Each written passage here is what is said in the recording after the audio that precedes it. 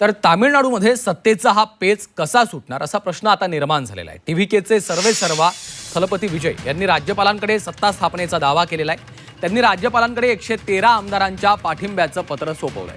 मात्र बहुमताचा आकडा 118चा आहे।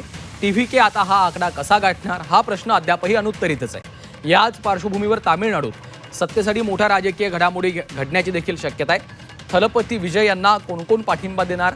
AIADMK विजय यांना पाठिंबा देणार का याबाबतही चर्चा सुरू झालेली आहे। तर सत्तेचं हे गणित नेमकं कसं असू शकतं त्यावर एक नजर टाकूया।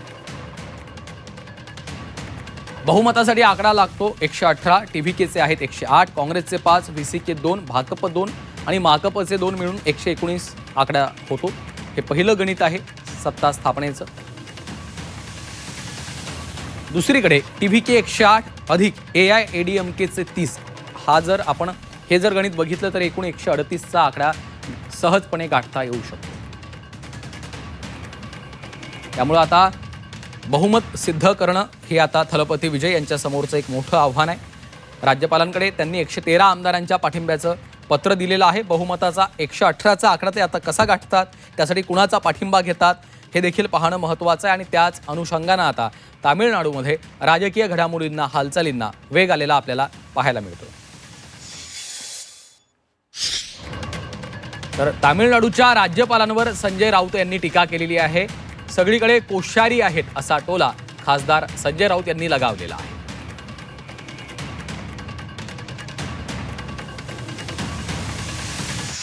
भारतीय जनता पक्षाचे राज्यपाल जे तिथे आहेत, राजेंद्र आर्लेकर म्हणून, त्याने अत्यंत आडमोठी भूमिका घेतलेली आहे। मोठा पक्ष, सर्वाधिक मोठा पक्ष असताना सुद्धा त्यांनी टीव्हीकेला सत्ता स्थापनेचं आमंत्रण दिलं नाही, हे लक्षात घ्या।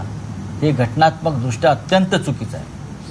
108 जागा असलेला पक्ष आहे, 108 जागा असलेला, तरीही तुम्ही त्यांना जर सत्ता स्थापनेसाठी आमंत्रित करणार नसाल तर तुम्ही भंपक आणि खोटारडे आहात। नाही, भारतीय जनता पक्षाने देशभरात सगळे कोश्यारीच नेमलेले आहेत ना। कोणी धोत्रामध्ये आहेत, कोणी सुटाबुटातले आहेत, बाकी काय सगळे कोश्यारीच आहेत।